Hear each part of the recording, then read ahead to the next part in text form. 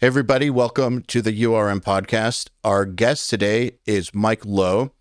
He is known for his band Oubliette and his former band Inferi, but he has been working as a producer, mixer, engineer, assistant engineer, and he's worked under some of the very best: Dave Otero, Jeff Dunn, Christian Donaldson, Dan Swano. And I think that he is the exact type of person who a large majority of our listeners would be inspired by, because he is a musician who still is an active musician who has figured out how to make the recording thing work for himself. I mean, Joel, like, when you talk to people out there in the wild who are trying to do recording, mixing, production, how many of them are musicians on average? Most of them. I feel like it's the natural gateway and pathway into this stuff. I mean, that's how you and I both got into this, right? We started off in bands or just playing guitar in our bedrooms, and that led into discovering audio. So it's a very, very natural pathway. And I feel like if you want to be a successful producer or mixer, et cetera, being a musician should be an important part of your life, because you can relate to those people and what they're going through at different stages of their career, which will make you much better and more effective at communicating with them. Yeah, totally. And I think that just being a musician in this day and age, like, the norm is to record yourself, right? Whereas back in the day, there would maybe be one person who had, an M-box or something. If you go further back in time, there'd be like the one person in the band with the 4-track. But I think in recent days, everybody has an interface and a DAW. It's the odd person out is the one who doesn't. So I think all musicians now record to some degree. And so it's, I think that over the next decade, we're going to see all the big producers, mixers of the next decade are all going to be musicians, or mostly going to be musicians. And I think that the engineer who isn't a musician, like, is going to become an oddity, basically. So let's get into it. Here's the episode. Mike Lowe, welcome to the URM Podcast. Thanks for having me, guys. Hey, Mike. My pleasure. So you have followed the path that I think a lot of modern engineers follow, which is musician first, then move into professional engineering. The thing, though, that I think is different about you is that you were in like one of the techiest bands on the planet. And usually when you put that much time into getting good at an instrument and being able to do that, there isn't much time to also learn engineering. Like, it's usually not, the engineers aren't usually coming from the hyper tech bands. So how did you find the time to do both music, like get really good at it, and then also learn engineering? I think the guitar playing came second, actually. So my interest in recording started back in like probably late middle school. And I got I had a Fostex 4-track tape recorder. I was like, whoa, you can like layer guitar on guitar and like add harmonies and shit. So got a drum machine, and then in high school I like saved up and bought like a 16-track like Roland digital recorder. And got pretty good at it. And back in high school I also had a music tech class where I like went and learned about MIDI. And senior year I had that class like 2 periods a day. So I was always like wanting to know more. So anyways, my professor in that class, or I guess a teacher, is not a professor in high school, he suggested that I like pursue this a little bit more. So that's when I I moved up to Tennessee and went to college for it, which I don't recommend, by the way. But yeah, the whole time I was also playing guitar. It was just like more on the, Slayer is probably about as techie as I got up to that point. Usually people go guitar, like music first, engineering second. And then when the music doesn't work out, then they go the engineering. Usually it's not engineering first, music second, but then actually have like signed bands and stuff. Well, yeah. I mean, to clarify, like I did start playing guitar when I was 9. Okay. But I wasn't really like, I started being a little bit more interested in the engineering side pretty early on, I would say. But it was like when I went into college and met a bunch of metalheads and stuff, that's when I discovered like Necrophagist and, all that kind of stuff. Yeah. So why would you not recommend going to college for it? 2 years was spent just doing general education, like super boring shit. There were a lot of classes that I got to take that were cool. But they seemed more like conceptual than hands-on. And I was just like ready to get my hands dirty, The conceptual stuff, did it come, like, did you use it later? Yeah, to some extent, but a lot of it was like already getting to be kind of ancient. Okay. Did you do signal flow in school? We did signal flow. That was like probably the main thing that we learned about, Most important thing in audio that everyone overlooks, and you can tell by any YouTube comment section or question you get in your DM. It absolutely is. So that was good to learn there, but like had URM existed in 2004, I wouldn't have gone to college. URM exists because it didn't exist in 2004. Right. Those were the years where I was going fucking crazy trying to find any information. Yeah. So, yeah. I mean, I learned way more about mixing and editing and stuff like on YouTube in the years following, than I did when I was in college. So, yeah, we did get to do some hands-on stuff. Like we had some projects where the final project for the class would be like, so you find a band, bring them in, and you record them, do all the editing, mixing, and like your final mix is like what you're turning in at the end, along with a bunch of documentation that, most people don't typically use day to day, I would say. So that was cool, but it was a long-winded, expensive journey that I wish I could have just taken a different approach to, because I didn't know anyone that was doing this. So I just assumed that that's the way to go, like go to college and that's where you learn about this. I didn't have anyone that I could go, make coffee for and sweep the floors and learn our little tricks. Yeah, I think that the school thing, if people want to go there, they have the time and the money for it, and they just really want to get a degree. Cool. Sure. And I actually think that there's some people who need that kind of structure to learn best. So some people learn best in that sort of academic structure where there's a plan and it's laid out for you, and it's going to take a few years, but there's a plan, as opposed to, doing it in the wilderness.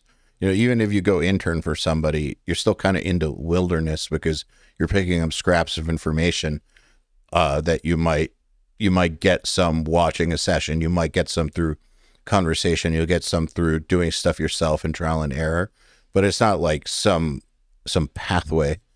You kind of just got to forge your own path through. Whereas sure, the school path, I think some people need that structure, whereas they'd fall apart without it. So I think, because I feel like the need to say this because I've talked shit about going to school a lot.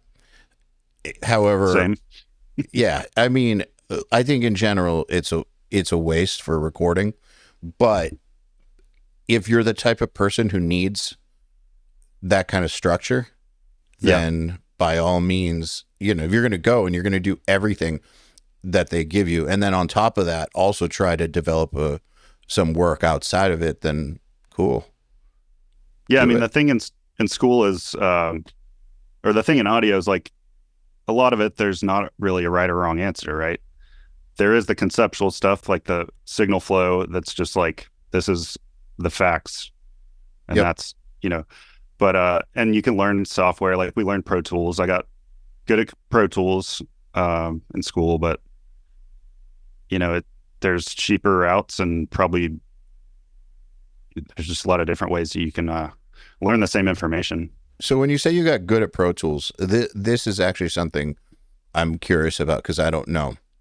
So when I got hired to go down to Audio Hammer, I didn't know Pro Tools back in 2010. I used Digital Performer and Cubase and Nuendo. I think I used that in high school in my music tech class. I can't remember. That's an obscure DAW. It still exists. Yeah. They're still making it. That's really the only person I know who uses it is Michael Keane to this day. But anyways, so I went to Audio Hammer and did not know Pro Tools. And so I figured definitely I'm going to learn it on the job. But I got that Pro Tools certification prior to going down there. The same one that anybody can get. And I felt like all I was learning was menus. They're just showing me menus. It's basically just someone teaching me the manual. And then when I got down to Florida, I still really didn't know how to use Pro Tools the right way. Yeah. So they sent me down to Morris Sound. And I believe it was Tom Morris. There's two of them. I'm pretty sure it was a long time ago. I'm pretty sure it was Tom Morris, sat with me for a few days and showed me like Beat Detective and all the stuff. And that's how I actually learned it. But the certification itself basically didn't do shit. So what I'm wondering is, in school, did you learn the kinds of things that you would have to know to be able to work in metal professionally? Like the specific parts of Pro Tools that you would be using on a metal session? Like how to replace drums and stuff. Yeah, and how to use Beat Detective, how to use it for like this specific use case. I think we probably breezed over it. But no, when I got out, I was like, okay, I can record like an indie rock band and it sounds okay, maybe at best, but tape machine style Pro Tools, stop and start. Yeah, I mean, we learned probably the same kind of stuff you'd learn in a certification, but yeah, real world. If I was actually to go into a studio and do a session right after that, I probably would have just fallen on my face. Yeah, that's what I expected. So I did do an internship while I was there, but it wasn't the kind of internship I wanted, as far as like going in and recording a band or something, or being around that environment at least.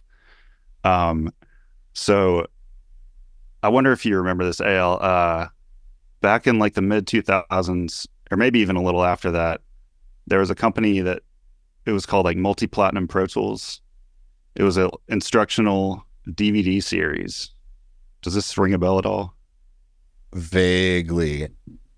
Okay, so you'd buy like, not the kind of DVD that you would put into your DVD player on your TV, but like a computer DVD. It'd come with a few video files, and it would come with a Pro Tools session, and you just follow along and learn how to do like editing or mixing or whatever. But anyways, so the guy that I interned for was the head of that company, and I was kind of doing like some like inventorying the DVDs and answering some customer emails and stuff. So it's the stupidest internship. But one other thing that the guy did was a lot of like vocal editing and vocal tuning. And his claim to fame was doing all the editing on InSync's No Strings Attached. Nice. Which is pretty sick. So it is. Yeah. That's quite a claim to fame. He was like working on a Darius Rucker album when I was interning with him. So, but I didn't get to do any of that cool stuff. He had me like doing like the DVD inventories, and then he was also the sound guy at his church, so I'd like edit podcasts of sermons. Which is like, exactly why you sucks. Got into extreme death metal. Yeah, for sure. Yeah. I mean, they're not gonna start you on NSYNC. Well, yeah, for sure. But I'd at least like to look over the shoulder or something. Still though, like I feel like, I mean, in that internship, did you at least learn how to do it properly? No. Oh, well then that sucks. They gave me the DVDs for free and I learned probably more. Oh, that's cool. That's amazing. Man, that would piss me off, honestly. Yeah. If I was interning for a dude working on NSYNC and then he didn't like teach me how to do it. Yeah. Motherfucker. Well, I mean, I feel like that is the point of an internship, right? Is I don't know, the laws are different in different places about paid or unpaid, but in the unpaid world of internships, which is most of them that I'm aware of, there's the trade is you're giving your time for free, so you're supposed to get back basically the keys to the castle knowledge-wise. It's supposed to be an equal exchange of value to where you're getting the value of the information that you're getting is more than worth the time that you're spending there. So it's supposed ideally to be. Yes. Ideally. I think, if we're just going by the law in Tennessee, it's like you have to get some form of compensation, and that can be in the form of like credit hours. Mm-hmm. So, I got a few credit hours for it. Fuck yeah. In exchange for driving an hour plus each way, like 3 times a week. So. Yeah. I mean, did you get anything out of it? No. I don't really think I did. Okay, so where's the first place that you actually started to get information? Like, when did you actually start to get, like, information that was, I guess, real world applicable? Like, when did that start to take a turn for you? Because it sounds like from school and the internship, you just kind of got basic working knowledge of recording. Sure, yeah. Okay, so right after I graduated, I was like, I didn't have a studio I was hooked up with or an internship or anything. So I started applying at all the studios around Nashville. And they're like, well, to get a job with us, you have to intern with us. But to intern with them, you have to be enrolled in school. So it's like, okay. So I actually kind of gave up for several years. Also, like right about that time, I switched to Logic. Said, fuck Pro Tools. Logic's cool. So I just started like writing music in Logic. I wasn't really trying to mix or record any bands, just trying to like demo some stuff. And then this is where Inferi comes into play. So they had broken up after their first 2 albums, and then Malcolm was like, hey, I know you're writing some stuff. Maybe you want to join as a second guitarist. So we got together, started putting our material together. By the way, Malcolm Pugh, for people who don't know, and Joel, I know you don't follow Inferi. So Malcolm Pugh, he's been on Riff Hard as an instructor. He's one of the best guitar players in the entire scene, but he's also an entrepreneur, label owner. He's one of those, he filmed his own stuff for Riff Hard.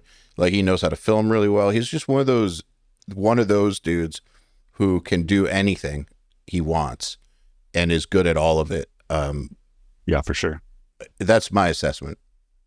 Yeah. So just Joe, right, just an intro to who this Malcolm is. And yeah, and Inferi is like, it's not the biggest band, but it's one of those bands that, like, if you know kind of thing. In the tech community, it's like, if you know, they're fucking sick.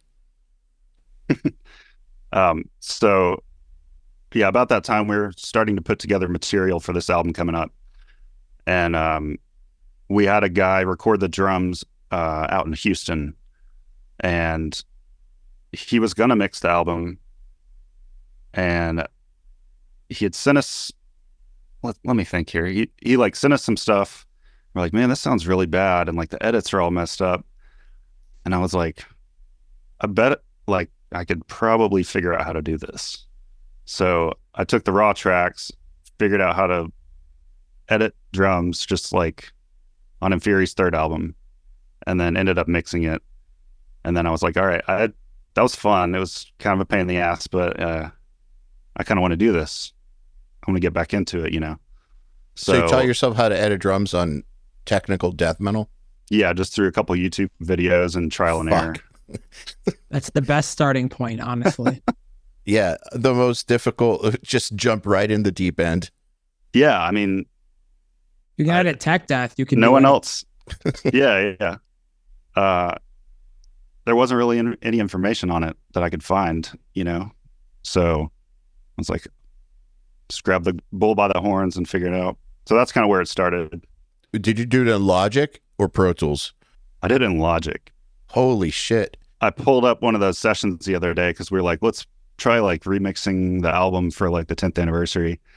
And man, that project looks atrocious. Like I was like, no, I'm not doing it. So, you know, we released a fast track, an advanced Logic fast track a few years ago, where we do cover editing in Logic. Apparently it's gotten better because for the longest time that, as you all know, that was the thing, like don't edit drums in Logic. I mean, even Will Putney, who's like a ride or die Logic user, would still have his drums edited in Pro Tools. Like, and I think to this day, his drums are edited in Pro Tools. Like, that's what Pro Tools at his studio exists for. But so for the longest time, we would tell people, like through URM, Logic sucks for editing. But then actually Machine's Assistant showed us that you can do it. And so in the fast track he made, we cover editing in Logic. And from what I understand, it might not be as robust as Cubase or Pro Tools, but it's good enough. Sure. Apparently. I think it's probably good enough. But I don't know if it got a lot better than back in the day. Man, I'm not even sure. When I open Logic now, it looks like a foreign land to me. Like I don't think I could even try doing it again. I switched to Cubase. Logic all weekend in Nashville, just hanging in on sessions, and I was just like, "What do you got?" It just made no sense to me. I just don't get it. It's so confusing for me to look at coming from Cubase. Yeah. Okay. So you opened those old sessions, and they were a complete catastrophe. Yeah. So didn't want to even try remixing that. It seemed like some of the stuff had been scooted way off, out of place on the timeline, and just the routing was. I think it was all just going to the stereo out. Like, what the hell? I got a request the other day, Joel. I don't know if you ever get these. I got a request the other day from somebody that I recorded in 2005. 2005, asking me if I have the session files. That happened to me recently, maybe a year ago. Somebody from like 2009 was like, "Hey, can I?" I'm like, "No." I mean, I have it, but you're going to pay me to go dig through for 2 or 3 hours of time to dig out the hard drives and go find it. And then we'll see if it even opens. But I need money to go find it first because I'm very, very busy. So, and that was the end of the conversation. That's exactly what I said too. It was like, maybe your session exists. I do have a box of hard drives, but do I have a FireWire drive? No. There's a solution to that, by the way. And the trick is now I started adding full stems in all of my deliverables. So even if I mix for like the most local band that is probably going to break up by the end of the week, predictably, I am definitely turning in full stems. That way they can never call me and say, "Can you make live tracks 7 years later? We've reunited and we need the vocals up and this and that." It's just like you have all the files, open it up in your computer and figure it out. Here's a PDF explaining how it's laid out. And it solved that problem for me in the last 2.5 years, and my life has been perfect since I switched. That's a solid idea. Solved every problem in your life. Yes, all of them, because all of them deal with people coming back to stems from 20 years ago. Yeah. So actually, one of the best things I learned from Andrew Wade was he showed me his Pro Tools template like 10 years ago, which he's a really clever dude. But he had this Pro Tools template where everything, this was before I saw anybody else do it. This template routed all your stems. It routed an instrumental. It routed a vocal up, a vocal down, a limited and a non-limited mix all at once. So in Pro Tools, it's at least in those days, it was better to record into Pro Tools than export rather than bounce. I think the bounce feature has been fixed, but in those days, yeah, you would record back in. I think people still do that. But so he just set it up to where if you're going to record back in anyways for the mix, why not also just get all the stems, all the instrumental, all of it in one go. And then no one will ever bother him again about that stuff. So pretty clever. You got to think 2013. I've changed my ways since then. Like I didn't even know how to edit drums, so much less thinking about stems.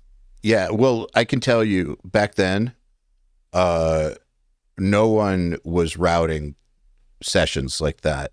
That was pretty breakthrough for someone. It's the first I've ever seen too. And I mean, that's coming from Joey's camp. And usually Joey thinks about those types of things and was like one of the guys who pioneered a lot of that type of thinking. Yeah, Joe is super clever with all the stuff he came up with. So yeah, that was kind of unheard of. But okay, so basically with Inferi, you just decided, fuck it, I'll do it. And it worked. Yeah, exactly. Man, that fuck it, I'll do it attitude is something that I've talked about this before, but can we focus on that for 1 second? Because I think it's really, really important. I think out of everything we've talked about, it might be the most important thing. Like more important than if you go to school or not go to school, or if you do an internship or don't. Like that fuck it, I'm gonna just try this mentality.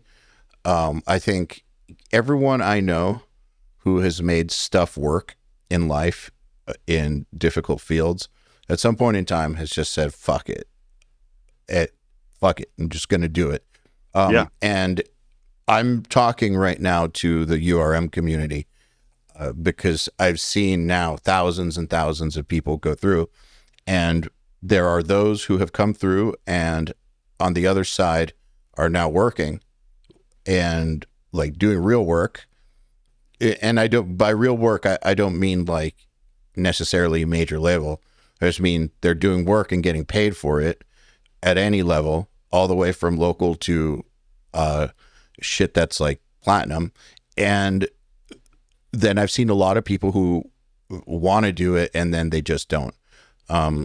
I'm right now not referring to people who are just doing it casually or, just because they enjoy it.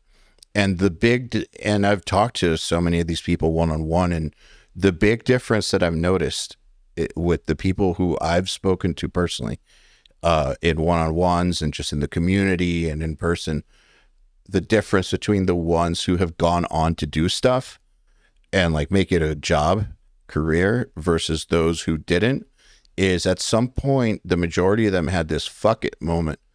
And that fuck it moment translated as maybe they moved from Virginia to LA or from Florida to LA, or they were like in your situation where you're in a band, you got the stuff back from the mixer and it sucked. May as well risk looking, it could have been that you would have tried and it would have gotten even worse, right? Like, and you would have been embarrassed in front of your band. So, I mean, I don't think it came out great, but no, but still that mentality, it's usually more often than not like a life-changing thing, because it always develops a new skill. So the first time it happens, you might get really bad results, but you're like, at least I learned something. And now I kind of want to do it again and do it better. And that's how your skills develop. And your attitude. And your attitude, for sure. Yeah, because imagine if you had, like, this right here, it's like a crossroads, because I've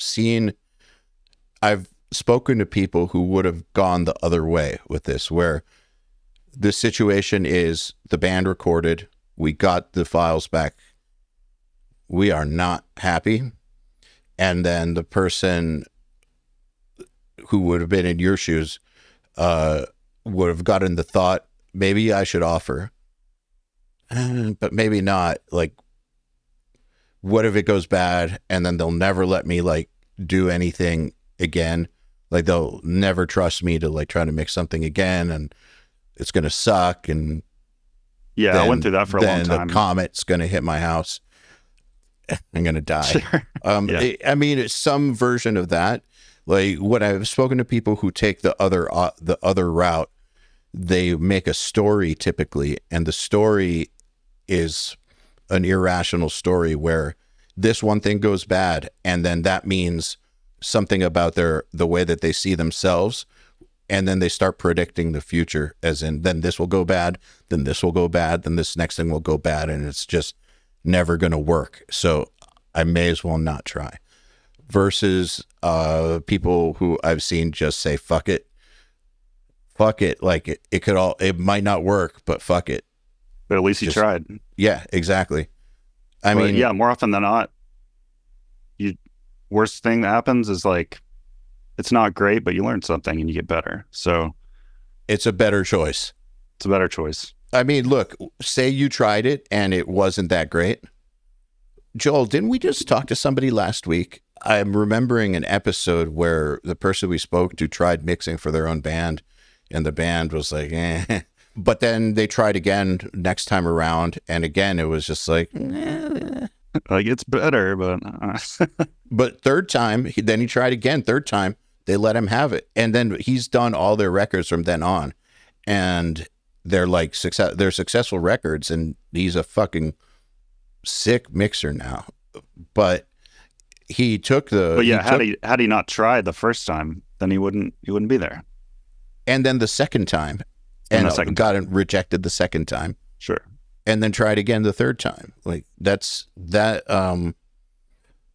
to me is awesome, because most people would have not even tried the first time. And certainly out of those most people who did try the first time, had it not worked out, an even smaller percentage would have tried again. So yes, that's it. Moral of the story, episode over. No, I'm just kidding. No, I think that's a huge decision that you made. So it went all right, though. It went all right. It went all right, yeah. So yeah, from there, I was just mixing albums for bands that were on our label here and there. How were you acquiring those mix gigs? So they heard it, they liked it, or were you actively out pursuing people and networking? What was your strategy? I wasn't really pursuing that at all. It was more people that I knew. Me and Malcolm own a label together. I didn't know that you own the label. That's awesome. Yeah, that makes sense. Okay.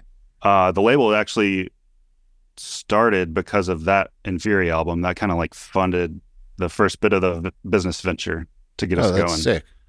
So it kind of started with like a couple friends, bands, and projects. And they're like, hey, we need somebody to mix this album. And I was like, I'll try. Sure. I think I know what I'm doing now.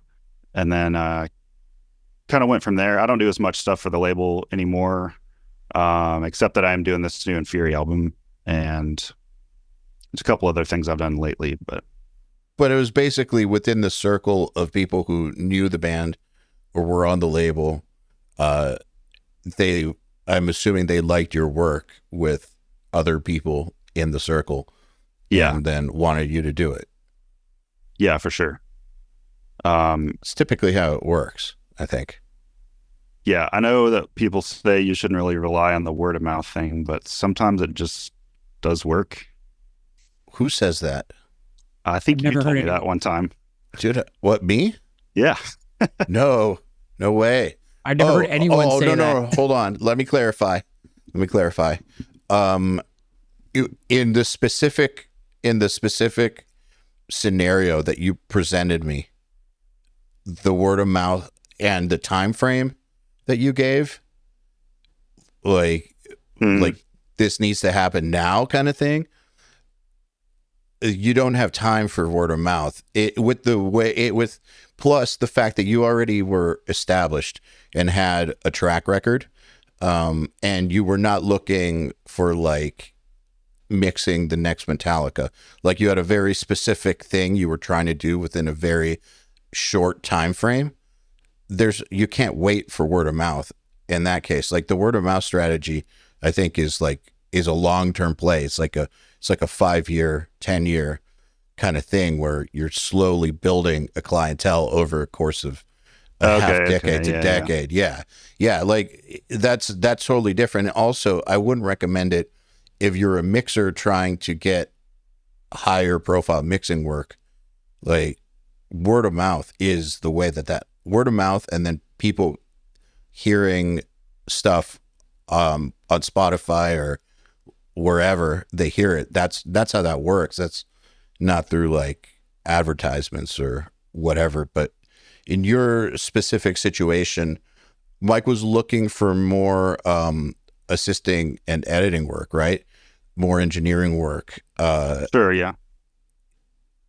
In Nashville, I believe. Well, why don't you tell me? Why don't you clarify? I think I was asking you for just general advice on getting more assistant work. Yes. Because it can be super busy or it can be very spotty sometimes. And it was probably in the colder months, which is generally going to be, less busy for, I think, most people, as far as I'm aware. Yes.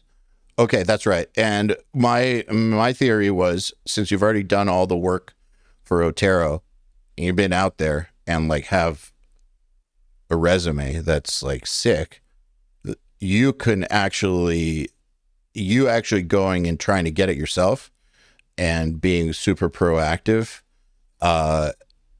will probably get you what you want.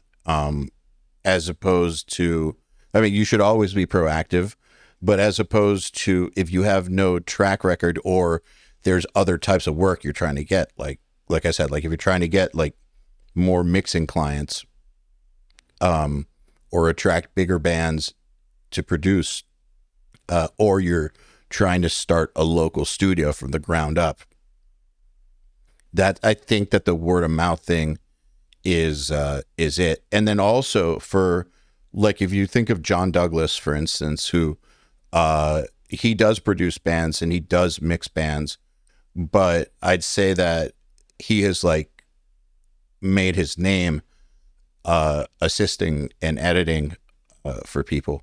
That's sure, kind of that's been like how he has built it. That was word of mouth, man. That was me introducing him to like Mark and Jason, and then to Putney, and then to whoever, and then eventually John's like work doing stuff for like Jay Rustin, and like who the hell knows how many different people he's worked for at this point in time. But like people would then communicate to each other, and people would say like, do you know someone who can edit great? It's like, yeah, you talk to this dude John.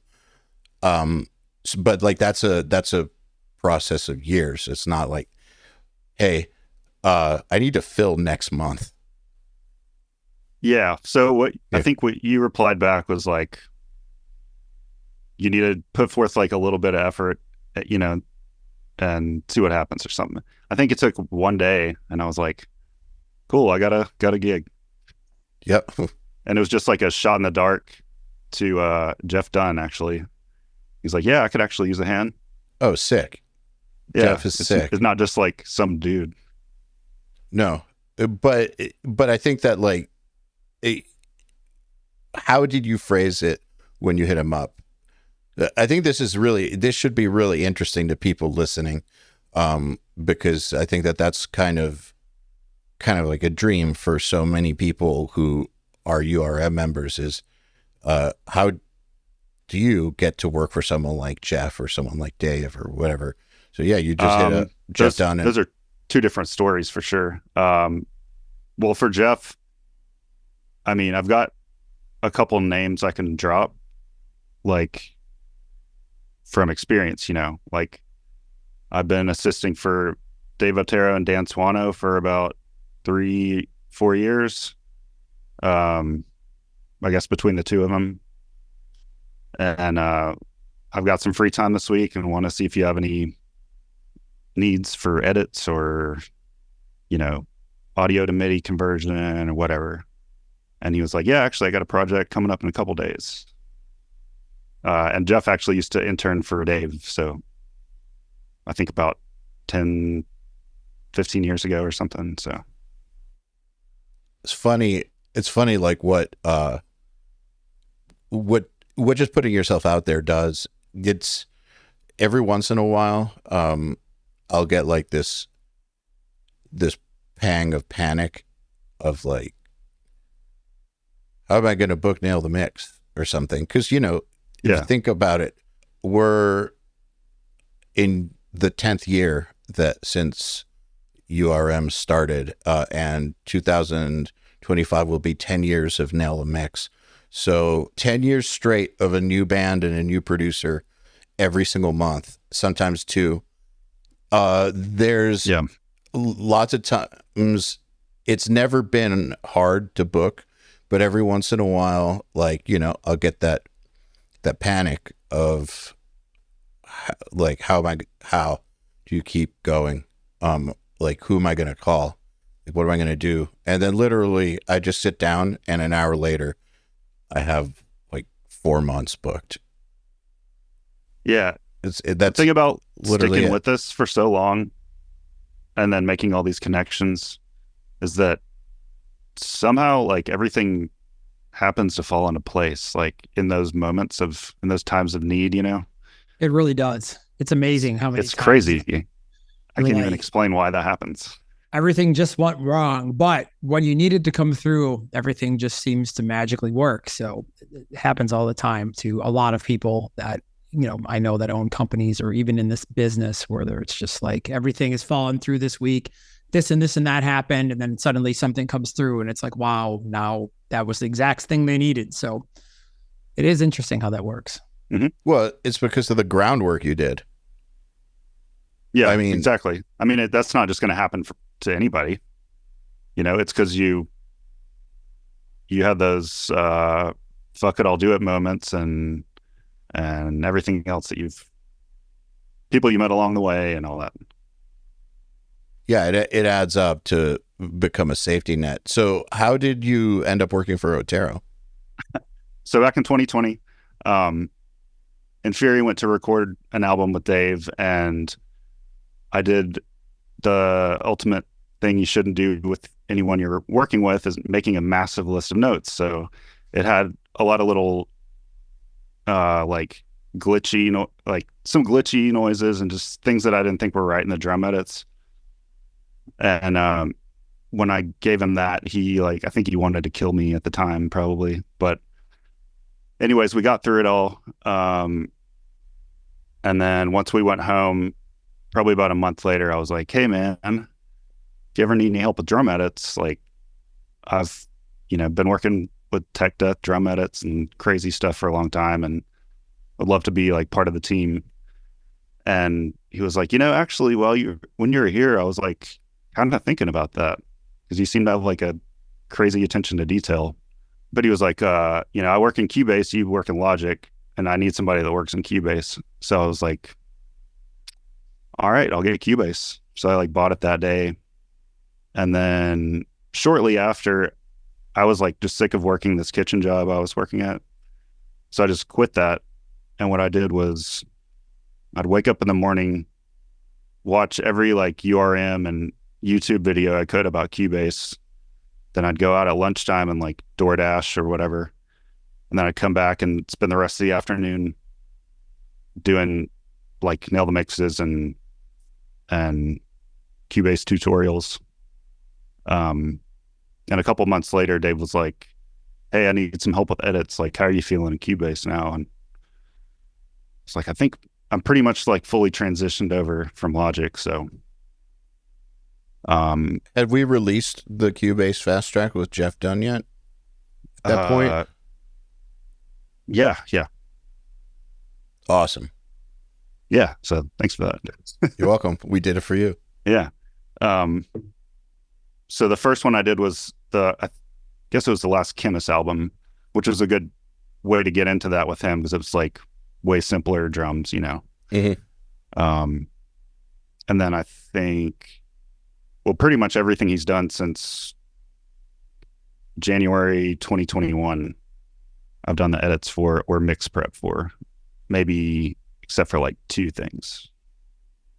I remember when he brought you on, he told me like he was really, really stoked with with the level of detail. Oh, your attention to detail. Yeah, he was really, really stoked to have you on. How long did it take you to get comfortable with Cubase? I mean, it was probably that year. I got it probably in October 2020, and I was already working with him in January 21. So just a few months. Yeah, just a few months. He had some private YouTube videos he sent me that are like specifically for his assistants. But yeah, I mean, I just like took a deep dive, like making notes, practicing. I'd pull in an old song I recorded years ago, like in Logic, and I'd re-edit the drums in Cubase just to learn how to do it.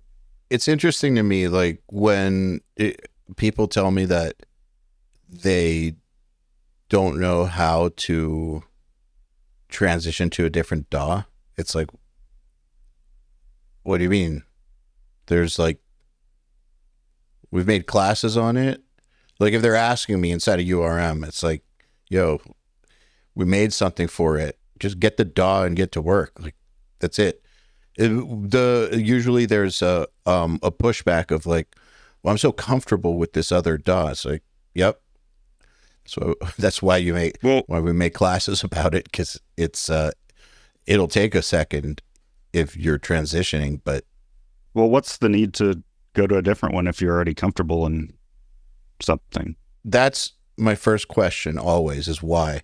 And lots of times I think that people do it because they saw someone else using it.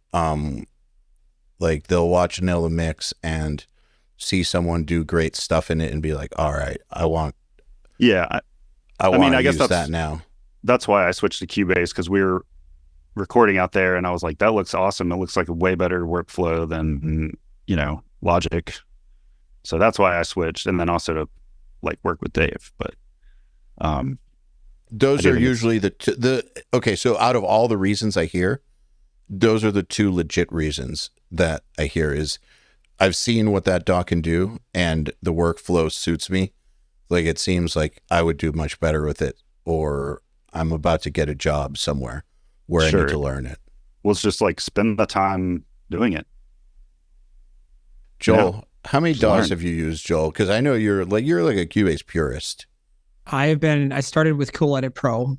Then it became Adobe Audition. So technically that's 1. And then the first time I saw Cubase, it made sense to me in about 30 seconds. In about 2 days, I was totally fluent in it and already recording and stuff like that. So it just worked with my brain. It was very easy for me to use and adapt to. And I just like, the first time I opened it, I'm like, whoa, this is way better than what I use. And I don't know, like I've tried Reaper, for example. I've tried ProTools. I've obviously played around with Logic because we have every DAW in here for like software testing.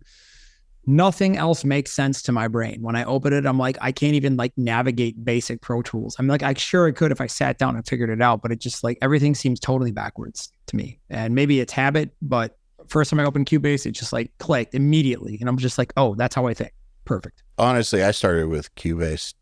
Well, not really. I started with a one called Making Waves. I don't know if you guys have heard of that one. No, it's new to me. Hold on. Anybody listening or watching, let me find this website, because you got to see this DAW. Is it like 1993 special? Well, not 1993. Windows 95 graphics. Making Waves Software.com. Let's just say 1998, 1999, 97. What is that, like Windows XP? This was my introduction to working on computers with music. I cannot believe they still make it, and it still looks exactly the same. We should all switch today. Yeah, go look at makingwavessoftware.com. Anybody watching? Oh, it's only $19.99. That's pretty good. It's more than still Reaper. Evaluate Reaper for free. I'm just saying. I know. So it's more for like electronic music. It's like a sequencer, but you can record the audio into the squares, I guess, the sequencer squares. So I would try to like make music with it, and quickly realized I needed something else. And then Cubase just made a lot of sense. Cubase was very easy to adopt in those days, I think. I don't know.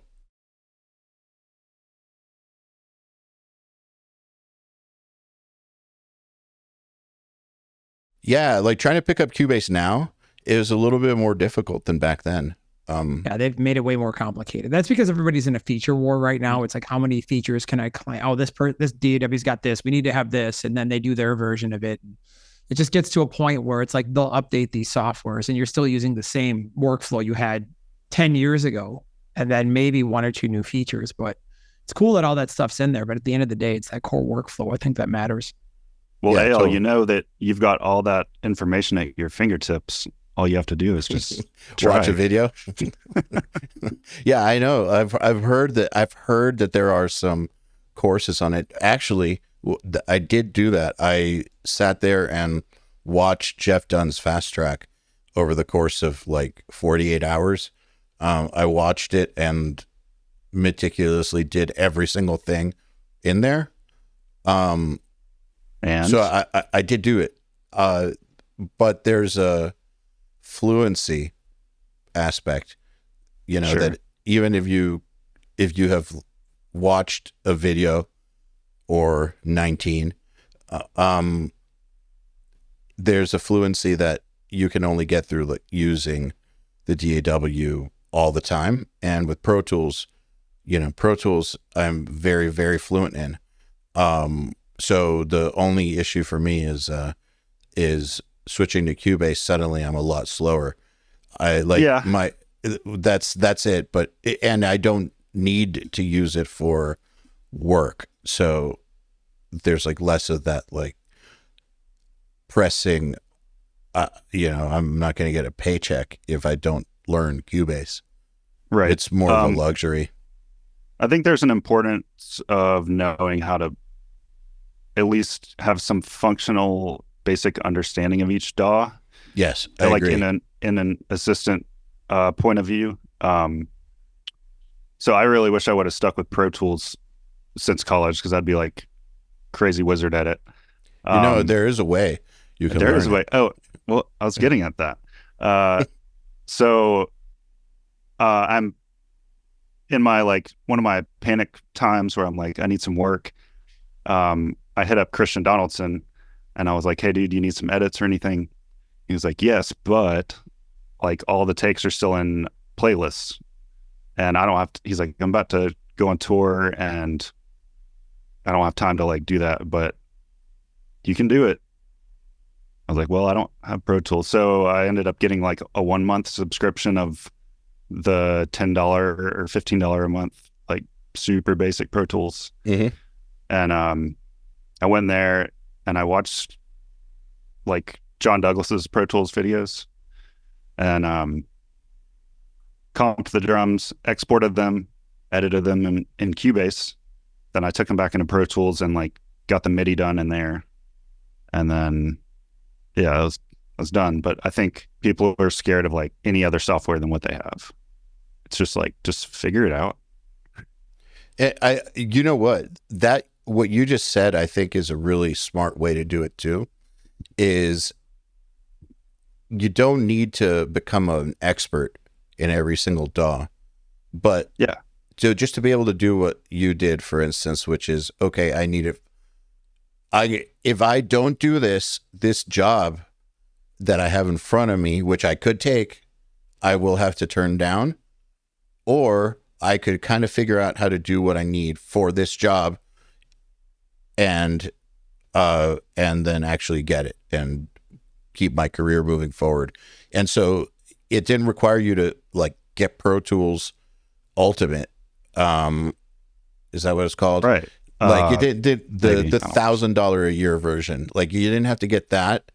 You didn't have to watch the entire Pro Tools Fast Track, right? Like you just learned how to do the playlist comping and shit and the audio to MIDI stuff, and that's it. Pretty much. Yeah. That I feel like I told Chris that's what I was doing. He was like, I don't care, man. Just as long as it's done. So I tried to do the edits in Pro Tools, and I was like, this is going to take way too long. Let me just put it in Cubase. Well, that right there is kind of the thing is when people talk about having to use a different DAW, I think it's important to ask yourself, do I mean use a different DAW for everything, or is it for one specific person I'm working for who needs one specific thing in that DAW? Or like for instance, the Will Putney version, which is that they use Pro Tools for drum edits, but and Logic for everything else. But you know, when thinking of using more than one DAW, it doesn't have to be this overwhelming, I have to become an expert in every single DAW. It's more like you should be a total expert in one DAW and then have some functional knowledge of the other ones, and enough general ability to where if you were to get one for a month and watch some videos, you could within a few hours know how to do, or within an hour know how to do the thing you need to do the thing you need to do, and then you're good. The end. Yeah, totally. Yeah, it's one of those things that, okay, so when we were making this last Doth record, I was kind of we are 6 people in 6 different cities, 2 different countries. And like we have like every song is like 200 plus tracks. There's like a lot going on, and there's a lot of coordination involved with making sure that this person did their thing before it got to this person, because they needed that person to have their thing done, so that this person could use that as what they were going to track over, etc. times 6 people, for really, really complicated, dense music. And, making sure there were no versioning errors, meaning that everyone was on the right version of the song. It was a bit of a nightmare. So it was kind of like my job to make sure that everybody had the right thing. And all the other dudes in my band use Cubase. And we were having a few issues with the MIDI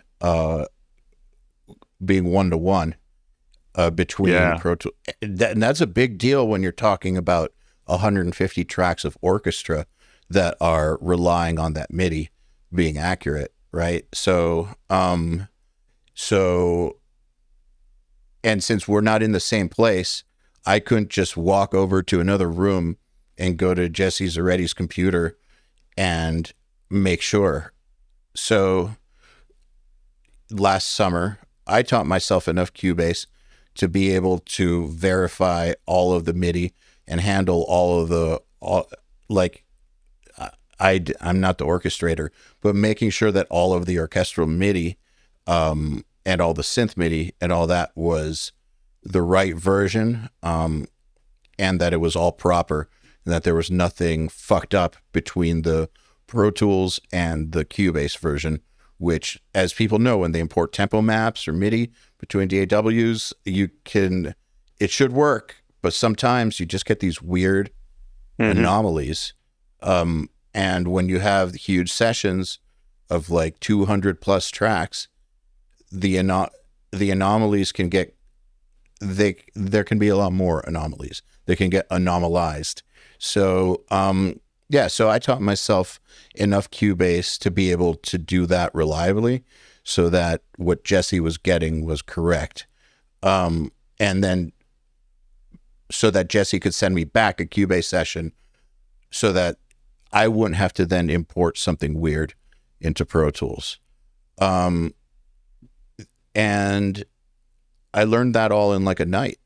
So I guess what I'm saying is this doesn't have to be terrifying to people. So just know what you need to use the other DAW for and learn that thing, and then just do that thing. Yeah, and then just use what you're comfortable with. Yeah, exactly. So with Christian Donaldson, what happened there? He just hit you up? No, I hit him up. Oh yeah, you hit him. Okay. But I've known him for a little bit, so it wasn't as much of an out of the blue thing. But that's kind of the thing is, people get to know you, word gets around. Some people make recommendations, other people you reach out to them, but that's basically how it works. Do you think being in a band is part of what's helped make that work for you? Yeah, absolutely. I think part of it is just like, maybe not because I have the sickest mix or something, but maybe because they wanted like dude from Inferi, who's their favorite band, to like be part of their album. Yeah. And that did give me a lot of work. I haven't been in the bands for the last year and a half, but I think that definitely helped. Your band now is Oubliette. Yeah, Oubliette's been a project since about 2012, I think. It's a band I started with my wife. She does vocals, and we just put out our third album a couple weeks ago now. So, well, congrats. Thanks. Well, the thing is, I think that, and you tell me what you think, musicians trust producers, engineers, mixers more if they are also musicians. Definitely. Yeah. I know I do. Yeah, so, because some of the ideas you might put forward are something that you would do for your own music. So they might, which they respect, so they might be more inclined to go with you if you're a musician. Yeah. When people ask me, like, how do I get my name out there as a mixer? Joel, I'm wondering what you think, because people ask you that all the time too. Like one of the things that I often say is, if you obviously, let's just say you're in a situation where you have no clients, you have no prospects for clients, you live in the middle of nowhere. What do you got? Well, one thing you could do is put out your own music and make it sound as sick as possible. And use your own music as a calling card. And even if you are in a scene around other people, if you do your own music and people like it and they think it sounds sick, that right there is a calling card. And then as it gets bigger, then people want to work with the dude from X band. There's no situation where having your own music hurts, I think. What do you think, Joel? 100% agree. I mean, to me, it's like building a band, if that makes sense. Like, for example, we were talking about this the other day, Eyal. How many indie bands do you know that aren't signed to labels that have like millions of monthly listeners? I mean, they're out there and they crush it. And when you look at those groups and how they've done it, I mean, their hustle is insane. So really, if you've got something, meaning like if you're an audio professional mixer, you're getting paid for, do people like how you hear, right? And then it's your name and reputation and what you've worked on. So if you can provide, if you can put something out there in the world that sounds awesome and you can hustle it out there, meaning you can get it in front of a lot of people, and like when people ask me how to become a mixer, I'm like, well, it takes time. You don't just become a mixer. I recommend starting off as a producer because you can build relationships with people in a room. What's the easiest way to become a producer? Go get in a band and go play and meet other bands and hang out and get in the room with people and start writing, producing, doing tracks on spec, etc., which will build into clientele, which will then build into mixing clientele over some time. It's very hard to just start off as a mixer and just cold email or DM everybody and be like, let me mix your next song. And they're like, okay, cool. Well, I'm working with CLA. What are you going to bring to the table? Who are you? So, it takes time. And I think that being in a band is just one of the best assets you can have, because what do you do when you're in a band? You meet other bands, and that is important. Yeah, absolutely. All right. So we're starting to run out of time. Do you want to do, you down to do a rapid fire question round? Sure. All This in your right. segment? Social security number. No. Okay. So first thing that comes to your mind, I got 5 questions for you. What are your bus comp settings for your mix bus, meaning attack, release, and ratio? Okay. 10 milliseconds, attack, auto release, 2-to-1 ratio. 10 auto, 2-to-1. Interesting. All right. Why? Because it's rapid fire. I mean, I like to experiment. It's not like that all the time. 2-to-1 is a very interesting choice for heavy music. Next question. Best new plugin that you've discovered recently? Neural amp modeler. Okay. Favorite Why? mix? Wait, hold on. I want to hear the why. Okay. There's You mean the open source one? Yeah. Yeah. Okay. There's so many sick captures, and it's super easy to use, and it's fun. I don't know. I've gotten a lot of good tones out of it. I mean, is there any other reason? Okay. I mean, that's all the best reasons right Is that there. all the reasons? No, I'm saying that's all the best reasons right there. Is it sounds sick and it's fun. There's It like works. 5 or 6 knobs on it. Okay. What is your favorite mix of all time and why? Oh, I don't know. It changes a lot, I would say. Favorite mix right now? Favorite mix right now? I mean, I guess I'm just going to have to go with the Black Album or something just generic. Okay. I mean, no one can fuck with that one. Yeah, I mean, you really can't. Number one thing that you think a beginner should focus on when starting their career? Finding another career. But after they've done that. After they've done that. Once that other career failed. Once that one fails and they're just, let's see, learning how to edit. Everyone always needs an editor. It's true. Okay. Final question. What qualities do you think make a great assistant? Hyper OCD, attention to detail, and timeliness. Because you can't have anyone just sitting around waiting on you. Anytime I take like one extra day to do something, I start to get super panicky. Like, oh, he's probably like just sitting there waiting on me. What kind of turnaround do you aim for? It varies. So with Dave, he usually will bring the drummer in on a Monday. We'll say they'll do sounds that day and then start tracking Tuesday. So everything they do Tuesday, he'll send me Tuesday night. So Wednesday, I'm like editing what he did the day before. And then we go for about 4 days or so until the album's done. And then over the weekend, I'll finish up converting audio to MIDI. So then the next Monday, guitarist can come in or actually he'll do like a basic drum mix, and then they can start guitars either that day or the next day. With the stuff I do for Dan Swana, I usually try to turn it around in a day or two, but the stuff I do for him kind of varies. But quick. Do it as quick as you possibly can. Yeah. Because no one wants to wait.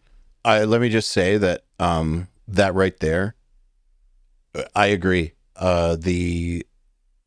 When I've hired people or seen people get hired or not hired, the thing that didn't matter was, if they need to learn a way of doing things, no problem.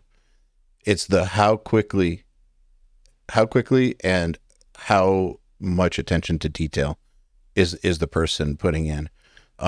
If they're making mistakes happen, and that's fine. If the mistake is because they just don't know how to do something, okay, you can teach them. If it's because, they don't know, they're not comfortable in this software, okay, you show them how to do that. But then those types of mistakes aside, if you're getting bad edits or sloppy edits, or things are just taking too long, or for whatever reason they don't know how to upload properly, like that kind of stuff, that's the stuff where you just don't get called back. Right. Also, as far as the turnaround time goes, it depends if it's catalytic capitation or if it's chemists. You know, there's about 100 times more notes on one of those bands than the other. So cattle decapitation would be same day. catalytic cap, yeah, same day for sure. Yeah, chemist would be next week. I actually did that one on tour, like in the back of a van, like bumping up and down, cattle decapitation. Oh my God. That sounds intense. Then getting to the venue and like just listening on headphones when everyone's around you, like drinking beer and yelling and shit. So I wouldn't do it that way again. I mean, you got to do what you got to do. Yeah, that's true. Always say yes too. That's huge. That's another thing. Yeah. There comes a point where if you get to the point where where you have to say no, then congratulations. You know, like that, if you're at a point where like, if you don't turn something down, other things are going to suffer, then congratulations, like you're winning. But in general, the always say yes mentality is huge, I think. Definitely. Hugely it's got to be important. like a death in the family or something. That's why you can't do something. But otherwise, say yes. And you just ask them to die another day. Like, Another day. yeah, like, does it have to be today? I got to edit these fucking kicks. I can do it some other day. All right. I think it's a good place to end the episode. But Mike, thank you very much for taking the time to hang out with us. Yeah, It's thanks been for a having me. pleasure.